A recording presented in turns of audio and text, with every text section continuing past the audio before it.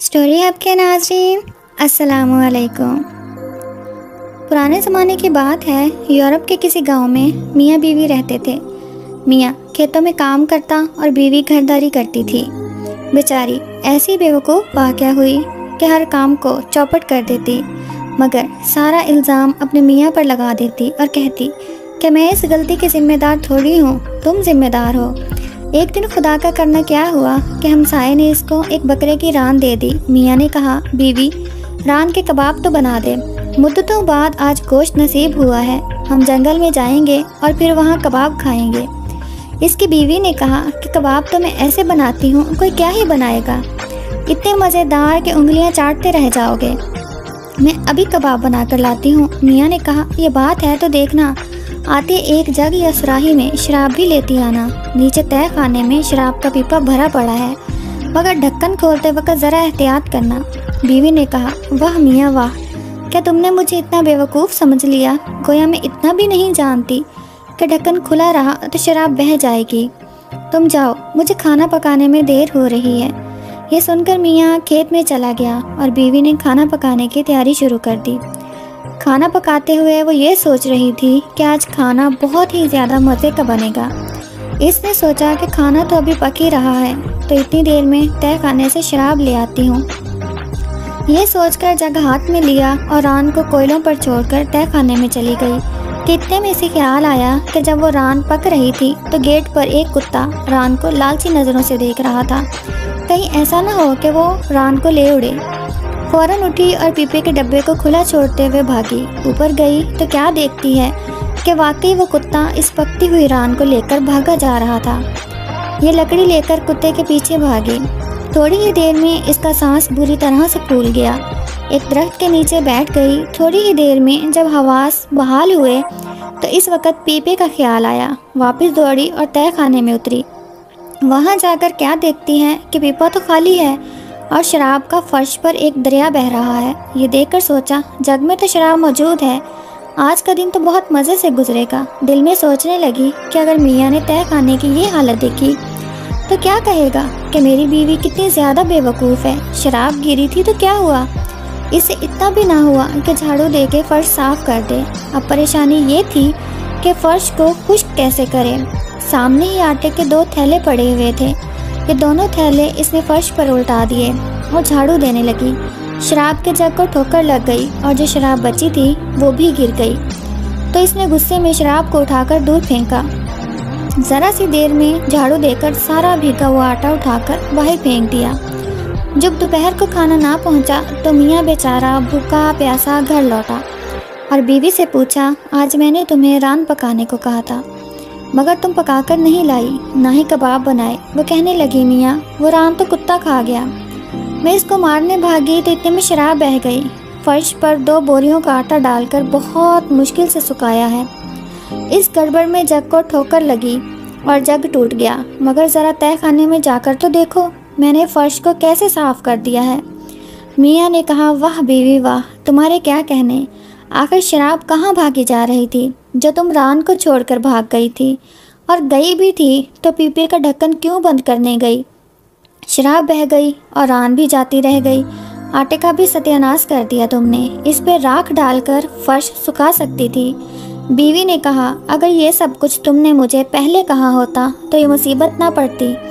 تم اعتراض تو کرتے ہو مگر بعد میں کرتے ہو، جو نقصان ہوا ہے میری وجہ سے تھوڑی ہوا ہے، یہ تو سب کچھ تمہاری وجہ سے ہوا۔ یہ بھی خوب ہے، غلطی تم کرو اور الزام مجھ پہ دھرو۔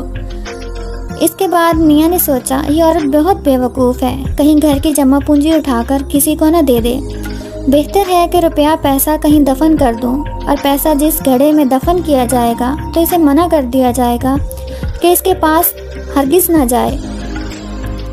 یہ سوچ کر اس نے اپنے باغیچے میں ایک گہرا گڑھا کھودا، سب روپیہ اس میں دفن کیا اور بیوی کو بتا کر کہا، دیکھو اگر تم نے اس روپے پیسے کو ہاتھ لگایا تو مجھ سے برا کوئی نہ ہوگا۔ بیوی نے کہا، اگر تم کہو اور میں اس کے خلاف کوئی کام کروں، آخر مجھے خدا کو بھی تو جواب دینا ہے۔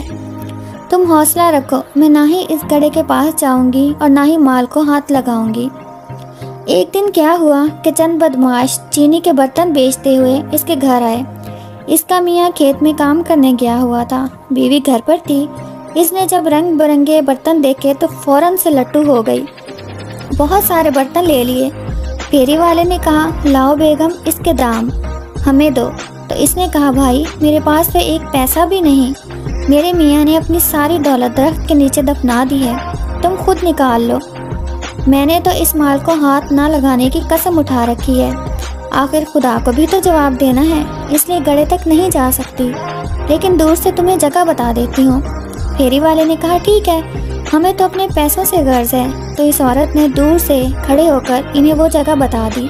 انہیں پھیری والوں نے زمین کھود کر سارا مال نکال لیا۔ وہ برتن عورت کو دیتے ہوئے وہاں سے چلتے بنے۔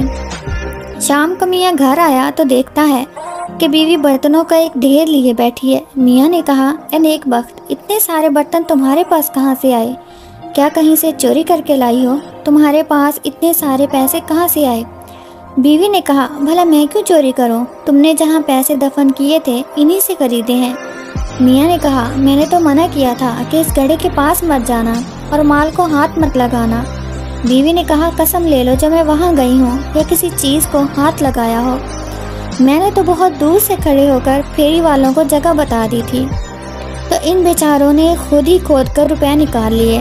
میاں نے کہا ستیہ ناس ہو جائے بیوی تیرا، تو نے مجھے تباہ و برباد کر دیا، آخر تم نے پھیری والوں کو یہ جگہ کیوں بتائی؟ بیوی نے کہا تم نے پہلے ہی کہہ دیا ہوتا کہ وہ جگہ کسی کو بھی نہیں بتانی تو میں نہ بتاتی، اس میں میرا کیا قصور ہے؟ قصور تو سب کا سب تمہارا ہے۔ میاں نے کہا اب کیا کرنا ہے؟ بیوی نے کہا کرنا کیا ہے، ابھی تھوڑی ہی دیر ہوئی ہے، وہ پھیری والے یہاں سے گئے ہیں، وہ ابھی نزدیک ہی ہوں گے، چلو میں اور تم ان کے پیچھے چلتے ہیں۔ میاں نے کہا تم نے یہ بات بہت سمجھ کر کی، چلو ان کا پیچھا کریں، مگر نہ جانے ان کو ڈھونڈنے میں کتنی دیر لگے گی، اس لیے کھانے کے لیے روٹی، پنیر اور مکھن ساتھ رکھ لو۔ بیوی نے مکھن، روٹیاں اور پنیر کے چھوٹے چھوٹے ٹکڑے پوٹلی میں باندھ لیے اور دونوں ان کی تلاش میں چل پڑے۔ تھوڑی دور گئے کہ بیوی بہت زیادہ تھک گئی۔ میاں نے کہا میں آگے چلتا ہوں، تم تھوڑی دیر آرام کر لو، اس کے بعد اسی راستے سے آنا، میں تمہیں مل ہی جاؤں گا۔ میاں آگے بڑھ گیا اور بیوی ایک درخت کے نیچے بیٹھ گئی۔ تھوڑی دیر بعد جب تھکن دور ہو گئی تو ادھر چل دی جہاں میاں تھا۔ کچھ دیر بعد وہ ایسی جگہ سے گزری جہاں دونوں طرف درخت تھے، ان درختوں کی چھال اتری ہوئی تھی۔ اس کو بہت زیادہ رحم آیا تو پوٹلی میں سے مکھن نکال کر ان پر لگا دیا اور پھر پوٹلی پھاڑ کر ان پر رکھی۔ جب کپڑا کم پڑ گیا تو اپنے جسم پر موجود کپڑا پھاڑ کر لگانے لگی۔ اسی دوران پنیر کا ایک ٹکڑا نیچے گر گیا۔ یہ دیکھنے کے لیے کہ پہلا ٹکڑا کدھر گیا، اس نے دوسرا بھی نیچے پھینک دیا، مگر کچھ دیر بعد وہ بھی غائب ہو گیا۔ غرض وہ صبر شکر کر کے تھوڑا آگے بڑھی کہ میاں نظر آ گیا۔ وہ بیچارہ بھوک سے نڈھال تھا، کھانا مانگا تو اس نے سوکھی روٹیاں نکال کر اس کے آگے رکھ دی۔ اس نے کہا یہ روٹیاں کس چیز کے ساتھ کھاؤں میں؟ آتے وقت مکھن اور پنیر بھی تو ہم ساتھ لائے تھے نا۔ اس نے کہا میاں مکھن تو ان درختوں پر مل آئی ہوں جو بیچارے بہت زخمی تھے، اور پنیر کا ایک ٹکڑا نیچے گرا تو یہ دیکھنے کے لیے کہ وہ کدھر گرا ہے میں نے دوسرا بھی اس کے نیچے گرا دیا، لیکن نہ پہلے کا پتہ چل سکا اور نہ ہی دوسرے کا۔ میاں نے کہا تو جو کام کرتی ہے الٹا ہی کرتی ہے۔ بیوی نے کہا مجھے کیا پتا تھا کہ درختوں کی مرہم پٹی نہیں کی جاتی، یہی بات اگر تم مجھے پہلے بتا دیتے تو میں ایسا نہ کرتی۔ یہ بھی کیا خوب ہے کہ غلطی تم کرو اور الزام مجھ پر دھرو۔ دونوں نے سوکھی روٹی کھا کر پیٹ بھرا اور ایک درخت کے نیچے سو گئے۔ لیٹے لیٹے میاں کو خیال آیا کہ آتے وقت گھر کو تالا بھی لگایا ہے کہ نہیں۔ اس نے پوچھا تو بیوی نے کہا تالا تو نہیں لگا کے آئی میاں جی۔ میاں نے کہا ابھی جا کر تالا لگا کر آ۔ بیوی نے کہا خفا کیوں ہوتے ہو، ابھی جا کر لگاتی ہوں، تم یہاں آرام کرو۔ میں ابھی گئی اور ابھی لگا کر واپس آئی۔ یہ کہہ کر بیوی چلتی چلتی گھر پہنچی۔ وہاں جا کر خیال آیا کہ کچھ کھانے کے لیے بھی لیتی جاؤں۔ اس نے ادھر ادھر دیکھا، سوائے سرکہ اور اخروٹوں کے کچھ بھی نظر نہ آیا۔ اس نے سرکہ اور اخروٹ لیے اور دروازے کو تالا لگا دیا۔ پھر اسے خیال آیا کہ میاں نے کہا تھا کہ اگر دروازے کا تو خیال نہ رکھے گی تو اور کون رکھے گا؟ اگر میں یہاں سے جاتی ہوں تو دروازے کا خیال کون رکھے گا؟ بہتر یہی ہے دروازہ بھی ساتھ ہی لیتی جاؤں تاکہ میاں کے حکم کی پوری طرح سے پاسداری ہو جائے۔ اس نے دروازہ اکھیڑ کر سر پر رکھ لیا، ایک ہاتھ میں اخروٹوں کی پوٹلی اور دوسرے میں سرکے کی سراہی پکڑی اور چل پڑی۔ اس نے سوچا کیوں نہ پوٹلی اور سراہی دروازے پر رکھ دوں، اس طرح بوجھ بھی کم ہو جائے گا اور چلنے میں بھی آسانی ہو جائے گی اور مجھ کو کوئی بھی دقت نہیں آئے گی۔ سو اس نے ایسا ہی کیا اور دونوں چیزیں دروازے کے اوپر رکھ دیں اس نے اور پھر چل پڑی۔ رات کے تقریباً 7:30 بجے وہ میاں کے پاس جا پہنچی تو دیکھ کر پریشان ہو گیا کہ نیک بخت یہ دروازہ کیوں اٹھا رہی ہے؟ پوچھا، آپ نے خود ہی تو کہا تھا کہ دروازے کا خیال رکھنا، اسی لیے اپنے ساتھ اٹھا کر لائی ہوں۔ میاں نے کہا، بیوقوف، کسی چیز کا خیال رکھنے کا مطلب یہ تھوڑی ہے کہ اسے سر پر اٹھا کے چلتے پھرے۔ میرا مطلب تھا کہ گھر سے باہر نکلتے وقت اگر تو تالا نہیں لگائے گی تو اور کون لگائے گا؟ بیوی نے کہا، یہ مجھ سے پہلے کہہ دیا ہوتا، اس وقت تمہارا قصور ہے۔ یہ باتیں ہو رہی تھیں کہ سامنے سے کچھ آدمی آتے ہوئے دکھائی دیے۔ بیوی نے کہا، یہ تو وہی پھیری والے ہیں، پکڑ لو ان کو۔ میاں نے کہا، پاگل ہو گئی ہے، میں ایک ہوں اور وہ 4 ہیں، بہتر یہی ہے کہ ہم درخت پر چڑھ جائیں، باقی ان کے جانے کے بعد دیکھا جائے گا۔ دونوں درخت پر چڑھ گئے، لیکن ابھی تک بیوی نے سر سے دروازہ نہ اتارا۔ بدمعاش پھیری والے بھی اسی درخت کے نیچے آ کر بیٹھ گئے۔ اتنے میں رات ہو گئی، وہ یہ نہ دیکھ سکے کہ درخت پر کون چڑھا ہوا ہے۔ پہلے کھانا کھایا، پھر چادریں تان کر لیٹ گئے۔ بیوی دروازے کا بوجھ اٹھائے تھک گئی تو کہا، میں ان میں سے کوئی ایک چیز نیچے پھینک دیتی ہوں، کچھ تو بوجھ ہلکا ہوگا۔ میاں نے کہا، خدا کا خوف کر، اگر وہ شور سے جاگ گئے تو تیرا میرا کیا حشر ہوگا؟ بیوی نے کہا، ہونے دو، اب مجھ سے بوجھ برداشت نہیں ہوتا۔ یہ کہہ کر دروازے سے سرکے کی سراہی اٹھائی اور ان پر پلٹ دی۔ سرکے کا گرنا ہی تھا کہ وہ چاروں اٹھ گئے۔ ایک نے کہا کہ بارش ہو رہی ہے، دوسرے نے کہا اور کہیں بدبودار بارش ہو رہی ہے، تیسرے نے کہا لیٹ بھی جاؤ، بارش رک گئی۔ غرض سب پھر سے سو گئے۔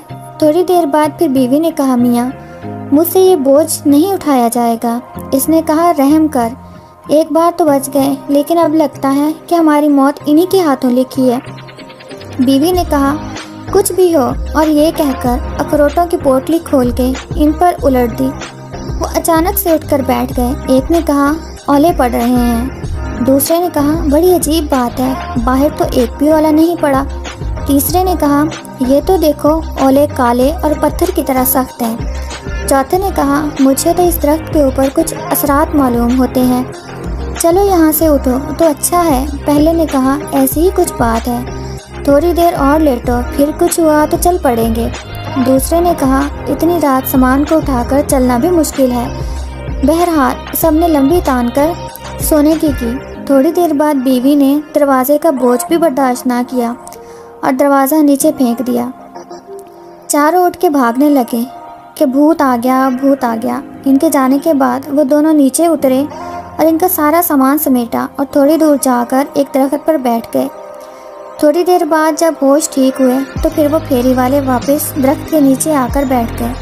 چراغ جلایا تو کیا دیکھتے ہیں کہ ادھر ادھر اخروٹ، سرکہ اور ایک ٹوٹا ہوا دروازہ پڑا ہے اور ان کا سارا سامان غائب ہے۔ سمجھ گئے کہ اس درخت پر ضرور کوئی بھوت ہے، یہاں سے بھاگ جانا ہی بہتر ہے۔ اگر یہ بھوت ہمارے پیچھے پڑ گئے تو مال جان کے بھی لالے پڑ جائیں گے۔ یہ سوچ کر چاروں ایسے بھاگے کہ پھر پیچھے مڑ کر نہ دیکھا۔ کافی دیر تک میاں بیوی درخت پر بیٹھے رہے، پھر نیچے اترے اور گھر کا راستہ لیا۔ صبح ہو رہی تھی کہ وہ گرتے پڑتے گھر پہنچ گئے۔ میاں نے کہا، تو ہے تو بیوقوف، مگر کیا کیا جائے، بعض دفعہ بیوقوف بھی ایسا کام کر جاتے ہیں جو عقل مند بھی نہیں کر پاتے۔